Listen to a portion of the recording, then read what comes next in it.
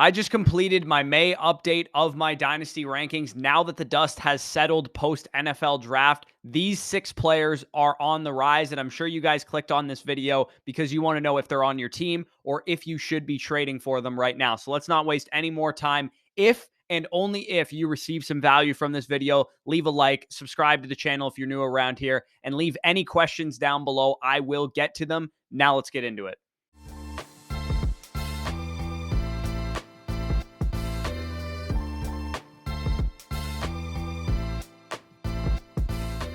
So the first guy that we're going to talk about is Dameon Pierce, currently going off the board, running back 16 per keep trade cut, running back 19 in Best Ball Mania 4 drafts right now. To me, this has come down to philosophy I have about running backs in general, which is anytime that you have a running back on your roster, they should be geared towards a competitive window. Usually when I'm rebuilding teams, I don't want to have any running back production, any valuable running backs of any kind on my roster. You better be shipping that production off of your team to help aid your tank, aid your, productive struggle, whatever the case is, because the shelf life of running backs is too short. But with Dameon Pierce, pre-draft, I was nervous that the Texans might draft Bijan Robinson. Not only did he dodge that bullet, but he also dodged, the whole running back class altogether. And only Devin Singletary was added to this team. Last year, Dameon Pierce as a rookie on a team with pretty much no talent, 31st in adjusted line yards and run blocking. So they had a bad offensive line, 31st in DVOA. They had Davis Mills playing quarterback, no wide receiver talent, no tight end talent around him. He was RB 14 from weeks 2 to 14 because he was essentially the entire offense. The whole team, every defense knew that Dameon Pierce was the way to stop the Houston Texans. And they add now CJ Stroud, who's a capable quarterback, although he is a rookie, Tank Dell, Robert Woods, John Mechie comes back off of leukemia / the ACL tear. They drafted him in the second round last year. Shaq Mason was added on the offensive line. Kenyon Green, who they drafted in the first round last year at the other guard spot, will be in his second season. And they signed Dalton Schultz at tight end. So, I mean, if you squint, you can see an offense that's going to be vastly improved. It's not a perfect offense, but at least there's hope. It's a lot better than what Pierce was dealing with last year. And not to mention, they bring in the 49ers run scheme, which usually increases efficiency for running backs. And Dameon Pierce was already relatively efficient on his own. 12th in PFF rushing grade last year, 2nd in PFF elusive rating, 12th in yards after contact per attempt, 11th in broken tackles plus missed tackles forced per attempt. So he was already pretty good. He also was hit at the line at the 5th highest rate. Like I said, the Texans line was not good run blocking last year. Yet he still ranked 15th at running back in first down percentage. So he was doing a lot on his own, and hopefully he'll have a little bit more help this year and going forward. Dameon Pierce is one of the few dynasty running backs, in my opinion, that has both a good blend of production, because he can be an RB2 or better this year, and kind of stable-ish long-term value, because he's a good runner of the football. Even if they add somebody in next year's draft or 2 years from now's draft, he's only 23 years old. He's going to have value going forward. There's always a risk that they could draft a running back, a Raheem Sanders, or whoever in the first round next year, in the second round next year. But I think their commitment to him in this draft by not adding anybody other than Devin Singletary shows that the Texans kind of realize, and of course this kind of makes sense knowing that it's a 49ers coaching staff, that when you hit on a running back in the late rounds like they did with Dameon Pierce in the 4th last year, just ride that guy, ride his production peak into the ground, and then let him walk in free agency. There's no real reason to draft a highly drafted running back when you already have a good one with Dameon Pierce. And according to Keep Trade Cut right now, you can get Pierce for less than a late 2024 first. So if you're a contender, you can send out your late 2024 first and get Dameon Pierce plus probably another contending piece on top of him. Maybe they have A.J. Dillon on their roster or somebody like that. And you can help fill out your running back core with some depth, with some production that way, or at wide receiver, whatever the case is. So you can also get him too by sending away like a risky young wide receiver like Jameson Williams, George Pickens, potentially Kadarius Toney plus or Elijah Moore plus.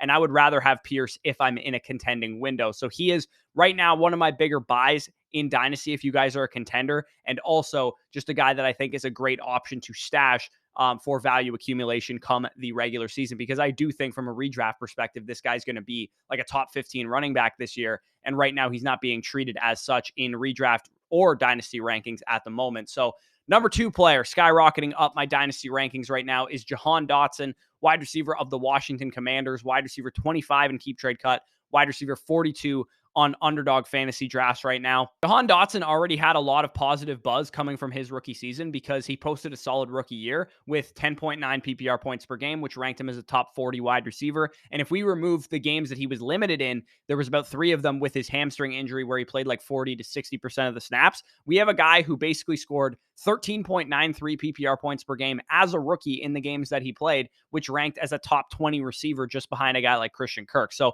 this guy was really productive. Yeah, it was on the back of touchdowns, but he still produced. You guys know I love Jahan Dotson coming out of Penn State last year. He was one of my guys in the 2022 class, producing like a wide receiver 2 anytime he was on the field in PPR scoring formats. When he was healthy, he literally looked like one of the best rookie wide receivers in the class. And he did this because we know good wide receivers can earn targets and produce. Watching the tape would have showed you that back at his days at Penn State. And Matt Harmon confirms it here in reception perception. He posted 60th percentile or better numbers across the board among all wide receivers, not just rookies. And you guys can see his success by route was above average on every single route except for flat routes there. So I don't want to, spoil everything about Matt Harmon's reception perception. Of course, go check it out. All of the rookie profiles are live right now. It's a tremendous, tremendous resource, and I can't say that enough. Harmon goes out of his way in the write-up for Jahan Dotson to say that he's seen dynasty rankings that have Treylon Burks and Christian Watson and George Pickens ahead of him. And he says this is kind of outrageous because it's just so clear, in his opinion, that Jahan Dotson is a better receiver than those guys, at least for the time being, while those other guys develop. And I think most people would take Treylon Burks, Christian Watson, and maybe even George Pickens over Jahan Dotson in wide receiver rankings in Dynasty. And personally, I have him ranked over all 3 of those guys because he is my wide receiver 22 in Dynasty. In my opinion, he's a future wide receiver 2 who's just going to produce year over year. Do not leave your dynasty startups without Jahan Dotson in the 7th, 8th, 9th round where he's currently going, knowing that you got a wide receiver 2 in dynasty for wide receiver 3 prices. So the next guy that we're going to talk about here is another contending running back, Josh Jacobs, who's RB9 on Keep Trade Cut and on Underdog right now. He's priced similarly on both sites. He's kind of like the older, better version of Dameon Pierce because we know that Josh Jacobs is one of the best, bar none, pure runners of the ball in the NFL, probably one of the best 5 runners of the ball in the NFL by every metric last year. And he's been a top 15 PPR point per game scorer every season of his career, 2019, 2020, 21, and then last year had a top 3 finish for the Las Vegas Raiders, playing for a team that ended up picking 8th overall in the NFL draft. So he was not playing on a good team. He was the entire engine of that offense. Him and Davante Adams were the main cogs in that offense. It's because he's had 2 seasons in a row of 50-plus receptions, 9 or more touchdowns in 3 straight years, including 12 touchdowns last year. This guy is still just 25 years old. So from a dynasty perspective, I still think you're getting at least 1 more, probably 2 more good seasons out of Josh Jacobs. He's on the franchise tag this year. They're probably going to run him into the ground yet again. If you're trying to move from a rebuilder to a contender, I think Josh Jacobs is the premier guy to go out and grab. Put him as your RB2 behind maybe a young stud like Bijan, Breece, or Jonathan Taylor, and it's wheels up. You can go out and compete. You can get him right now for a mid-first next year and ride his production to a title, no problem right now. If he can produce with a subpar quarterback like Derek Carr last year, no receiving talent outside of Davante Adams drawing attention away, and for a team that was barely winning any games, barely leading in any game scripts, imagine what he can do if these like scheme fit ads that Josh McDaniels has brought in, Jimmy Garoppolo at quarterback, who of course is way more familiar with the system than Derek Carr was, and they're like similar caliber quarterbacks. Jacoby Myers at wide receiver, who of course has played in the system as well. Hunter Renfrow coming back from injury. He was pretty much banged up all season, and the best run blocking tight end in the entire draft class with Michael Mayer coming in at the top of the 2nd round to replace Darren Waller. I think this offense is going to be a lot more improved, a lot more consistent. And that's going to benefit Josh Jacobs to the tune of, maybe he has a career high in touchdowns this year. Maybe he has 15 touchdowns on the ground instead of the 12 last year that, again, propped him up to being a top 3 running back from a redraft perspective last year. So number 4 on this list, skyrocketing up my rankings, is Kenny Pickett. And this one is, really gross. You guys know I did not like Kenny Pickett coming out of college, coming out of Pittsburgh last year. Right now, he's going as quarterback 18 on Keep Trade Cut, quarterback 25 on Underdog, and I actually love him in best ball right now.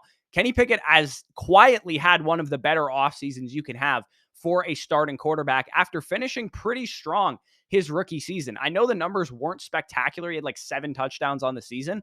And say what you want about PFF's grading system, as I'm going to outline here in a second, but All 5 of his best PFF passing grade games last year came from week 12 onward. You can see week 12 at Indianapolis, week 13 at Atlanta, week 16 at Las Vegas, week 17 at Baltimore, and week 18 with Cleveland there. He performed a lot better down the stretch than he played earlier in the year, and that usually happens with rookie quarterbacks. So, A, that's a good sign. Number 2, they add left tackle Broderick Jones from Georgia, who's pretty pro-ready, of course, playing in the SEC, playing on a 2-time national championship winning squad. Darnell Washington, also a Georgia Bulldog, another pass game weapon for him at tight end, and also a guy that can increase the efficiency of the run game because he was probably the second best run blocker in the class at tight end behind Michael Mayer. Najee himself should be more efficient. He came into the season last year with a foot injury, dealing with that most of the year. So he was relatively useless last year. The run game was not good for the Pittsburgh Steelers. And of course, we still have Deontay Johnson. We still have George Pickens coming into year 2. Pat Freiermuth going into year 3. Maybe Allen Robinson can do something. They traded for him a couple weeks ago. I'd be a complete hypocrite if I was always talking a big talk about how quarterbacks need a good nest. They need a good supporting cast. They need good offensive line talent, good run games to be able to develop. Kenny Pickett has all of that in front of him right now. And do I think Kenny Pickett's ever going to be a top 5 fantasy quarterback or top 5 dynasty quarterback? Probably not, but could he be this year's Daniel Jones, who was my comparison for him coming out of Pittsburgh? Absolutely. He could be a back-end quarterback 1. And at 24 years old or 25 years old by the end of the year, if he does finish as a back-end quarterback 1, he'll probably be a top 15, top 12 dynasty quarterback for sure, and maybe higher depending on how he looks in the process. So I actually really like Kenny Pickett as a sneaky buy right now. If you have Jordan Love, Trey Lance, Will Levis, guys in that area of quarterback rankings, I would trade those guys 1-for-1 for Kenny Pickett, no problem. And I also think in startups right now, you can get him like 5th, 6th round in non-quarterback heavy rooms. And I think he's a good value quarterback 2, quarterback 3 type of option for your roster. So number 5, we have Damien Harris, who's running back 44 on Keep Trade Cut, running back 38 on Underdog. Damien Harris, it's really simple why I'm buying into him right now, because I know he's a good running back. He's a good runner of the ball. He's ranked 3rd in PFF rushing grade in 2020, 5th in PFF rushing grade in 2021, banged up all last year and still ranked in the top 30 of running backs in PFF rushing grade. He now goes to a Buffalo Bills offense that has never had a capable goal line back on their team. They've been using Devin Singletary and Zach Moss, and outside of Josh Allen, who's basically been their goal line back, James Cook is not getting any red zone work for this team. They haven't really added anybody else to replace Devin Singletary other than Damien Harris. They foregoed pretty much every running back in the NFL draft. And Damien Harris punched in 15 touchdowns just 2 years ago as the lead ball carrier for a New England Patriots offense that wasn't really that good. They had the 12th most red zone opportunities in the league that year, but Damien Harris was the primary goal line back for that team, which is why he was so productive at scoring touchdowns. I think he is the perfect RB4/5 for those of you guys that are contenders in Dynasty right now, looking for some flex production or looking for some running back depth. Could be a Jamal Williams situation from last year. Could be a James Conner situation from 2 years ago where this guy just falls ass backwards into 16 rushing touchdowns because he's the lead goal line back, red zone back for a great offense like Buffalo. So I really like Damien Harris. He's a good running back. He plays on a good team, and he has a role in that offense, which is to score touchdowns. So I think he is a phenomenal value right now, especially in best ball if you guys can get him. Number 6, and finally in this video, is Skyy Moore. And Skyy Moore is definitely a rocky subject because, he's wide receiver 58 on Keep Trade Cut right now, wide receiver 56 on Underdog. And I get it. His season was not good last year. It was objectively disappointing. It seems like they're trying to replace him by bringing in Kadarius Toney mid-year last year and also drafting Rashee Rice this past year. But Skyy Moore was also undeniably a good prospect. If you looked at his numbers, he was an early declare. He had a high target share. He scored great reception perception coming out of Western Michigan. He was a good prospect. And when he saw opportunities last year, he was decent with those opportunities. 27% of his routes sampled for reception perception, he saw a target on, according to Matt Harmon.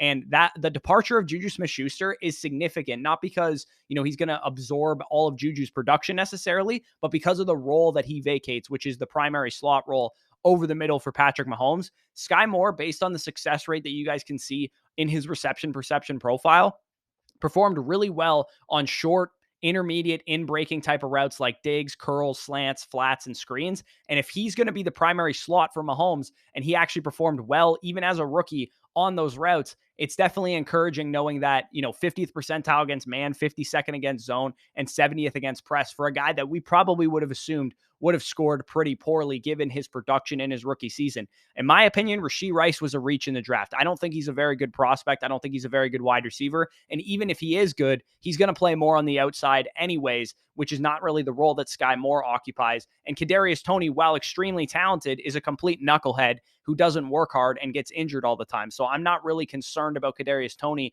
necessarily taking away from Skyy Moore. I think between those two guys, they're the ones that I'm going to bet on, but I wouldn't be shocked if Kadarius Toney's cut by the Chiefs midseason, as likely as he is to become their leading receiver outside of Travis Kelce. So Skyy Moore's profile too was a receiver who should have taken more time to develop in the NFL, because he went to a Super Bowl ready team who obviously won the Super Bowl this past year out of the MAC conference with 3 years of experience playing wide receiver in college, because he played quarterback in high school. And I think it should be understandable that he looked a little bit overwhelmed at times with his responsibilities of the position. I know we're like very much focused on rookie production, and we only have a 1-year sample size of him being in the NFL. But even when they made the selection of Skyy Moore, they talked about it as being more of a future selection, a 2023 and beyond type of selection, because he needed some time to develop. And I think we forget sometimes that sometimes players do need time to develop. If we look at a guy like Christian Kirk, who was my comparison for Skyy Moore coming out of school, it took him like 3 years to actually develop into a capable receiver.